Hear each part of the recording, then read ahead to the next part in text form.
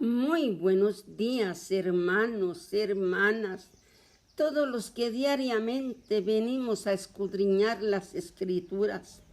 Que el Espíritu Santo nos ayude, que nos ilumine y nos enseñe, porque queremos vivir esta palabra en nuestro corazón.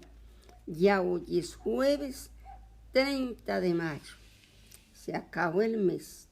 Ayer vimos la oración de Daniel por su pueblo. Una oración preciosa.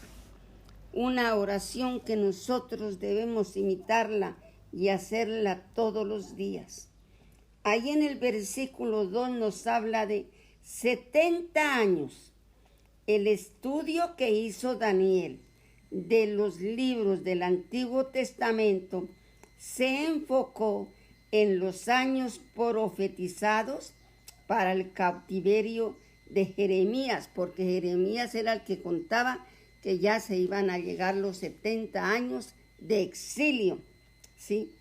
Como se aproximaba el final de ese periodo, porque ya se iba a llegar, Daniel oró, porque es que Daniel fue el que encontró en el libro de Daniel eso, y se puso a orar. Daniel oró para que Dios obrara a favor de Israel, donde se indica que los 70 años de exilio tuvieron el propósito de restaurar los reposos sabáticos, porque era que ellos ya no guardaban el sábado, no dejaban descansar la tierra, no le hicieron caso a las leyes de Dios. Entonces, no guardaban el reposo sabático que Israel había ignorado durante tantos años.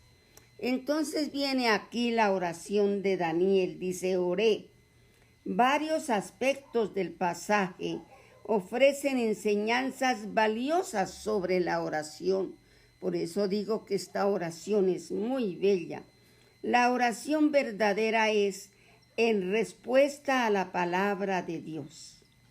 Se caracteriza por el favor piadoso y la abnegación. Se identifica sin egoísmo con el pueblo de Dios. Es fortalecida y respaldada por la confesión. Depende por completo del carácter de Dios. Y tiene como meta última la gloria de Dios, porque es para darle gloria. Ahí encontramos en el versículo 11 que nos dice la maldición. Esto se refiere al juicio de Dios que trajo como lo que había prometido por la desobediencia de Israel en la tierra. Establece un contraste con las bendiciones asociadas con la fe y la obediencia. Dios había dado la promesa de que si fuera en medio de un tiempo de juicio, si Israel confesaba su pecado, Él traería de nuevo la bendición. Entonces aquí en el versículo 16 nos dice, Daniel oró por restauración en 3 aspectos. Miremoslo. El profeta rogó para que Dios restaurara a Jerusalén, la cual llama tu ciudad, así como tu santuario asolado y tu pueblo.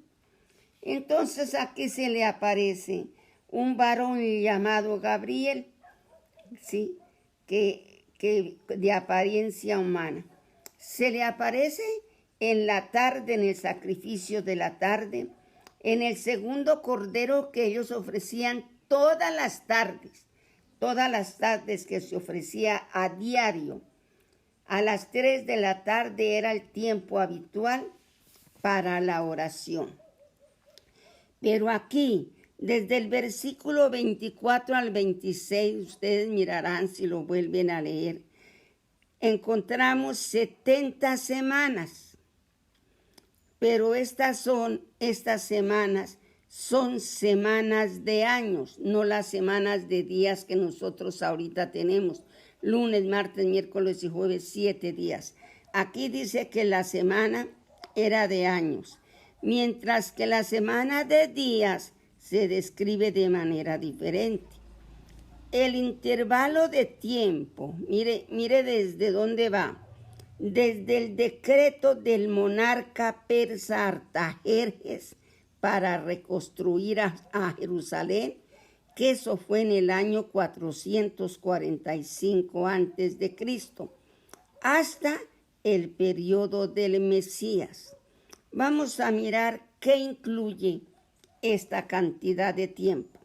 7 semanas, pongan atención, 7 semanas y 9 años que marcan el fin de la carrera de Nehemías en la construcción de la plaza o de la calle o del muro, como le digamos, así como el final del ministerio de Malaquías y el cierre del Antiguo Testamento. Segundo, 62 semanas de 434 años, más para un total, mire el total de 483 años hasta el primer advenimiento del Mesías, el primero nos habla aquí. Esto se cumplió, eso ya se cumplió. Esto se cumplió con su entrada triunfal en Jerusalén el domingo de Ramos. Sí. Y dice que al Mesías se le quitará la vida, eso ya se cumplió. 3. Los últimos 7 años de esa semana de los 70 años de que nos habla Daniel, la última semana, hermanos, es la que falta por cumplirse. Ya se cumplieron 69 semanas. Entonces, mire, los últimos 7 años o la semana 70ª que corresponde al tiempo del anticristo, el pueblo romano del cual vendrá el anticristo destruirá la ciudad de Jerusalén y su templo. Eso lo vimos en el año 70 después de Cristo, que vinieron los romanos y acabaron con el templo, con la ciudad. Esta profecía de complejidad y precisión, porque pasó tal y conforme estaba ahí en el libro de Daniel, pasmosa, es la respuesta a la oración de Daniel, no con referencia a la historia inmediata, sino al futuro de Israel y al final de los tiempos.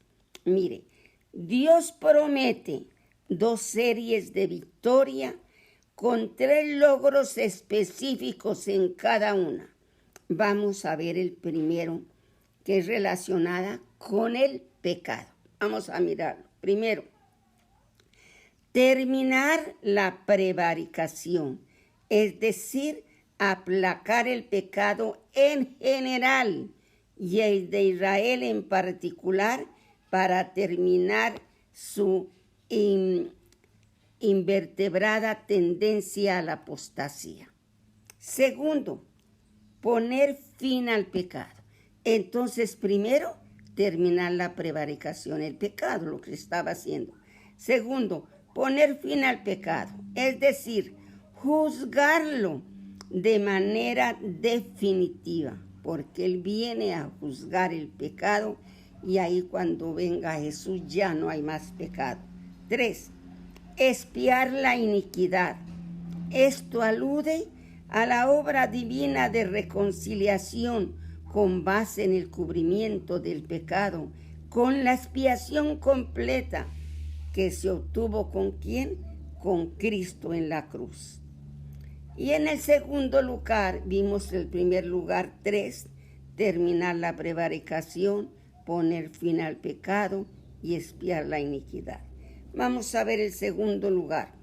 Los logros relacionados con la justicia son, primero, traer la justicia. Estamos viviendo en un mundo muy injusto. Traer la justicia, que es la justicia eterna del pueblo de Daniel, gracias al gran cambio que experimentarán con respecto a todos los siglos anteriores de apostasía. Segundo, sellar la visión, porque el Señor cuando le dio esto a Daniel, y Daniel no lo entendía, le dijo, séllala, sella esta profecía porque es para los últimos tiempos. Entonces, segundo, sellar la visión, es decir, no se necesita más revelación. Dios hará cumplir todas estas anticipaciones mediante su cumplimiento en la bendición de Israel como nación. Y tercero, ungir al Santo de los Santos. Se refiere a consagrar el lugar santísimo en un templo del futuro, que será el centro de adoración en el reino milenario. Por supuesto, debe extenderse esto que abarca hasta el final del poder gentil y el tiempo del anticristo justo antes del regreso de Cristo. En resumen, los primeros tres se cumplen en principio con la primera venida de Cristo, que ya se cumplió todo en su plenitud y regreso, y los últimos tres, completar el plan venido en su segunda venida. Aquí ya nos hablan que en la última semana, los 7 años, son 3 años y medio de tribulación y 3 años y medio de gran tribulación. En estos 7 años es donde viene a gobernar el anticristo. Entonces, cuando él en el templo llega y se declara como Dios y hace el sacrificio de un cerdo, lo peor para los judíos. Entonces ahí se pierde, porque en ese momento el que gobernaba era el anticristo, pero porque todos le habían dado un voto de confianza. Entonces aquí se acaba la gran tribulación. Hermanos, nosotros ya no estamos en la gran tribulación. Nosotros no vamos a estar en estos 7 años, porque antes de la tribulación viene Cristo por su iglesia y nosotros nos vamos a las nubes. Por eso, hermanos, los invito a arrepentirnos, los invito a que vivamos listos, porque en un abrir y cerrar de ojos, nos dice la palabra, viene Cristo por nosotros y seremos llevados a las nubes, no sabemos cómo, y allá vamos a encontrarnos con los que ya murieron en Cristo. Los invito, hermanos, todo esto que estudiamos nos trae una realidad, el ponernos nosotros en la presencia de Dios y decirle, Señor, ayúdanos, perdóname. Me ha faltado hablarle a mi familia, me ha faltado ir a pedir perdón a fulano. Señor, yo quiero estar listo. Señor, ayúdame, ayuda a toda mi casa, ayuda a esta patria Colombia, papito Señor, que solo tú sabes cómo nos encontramos. A ti no podemos ocultarle nada. Venga, Señor, y perdónanos. Venga, Señor, y lávanos. Y quédate con nosotros ahora y siempre. Amén y amén.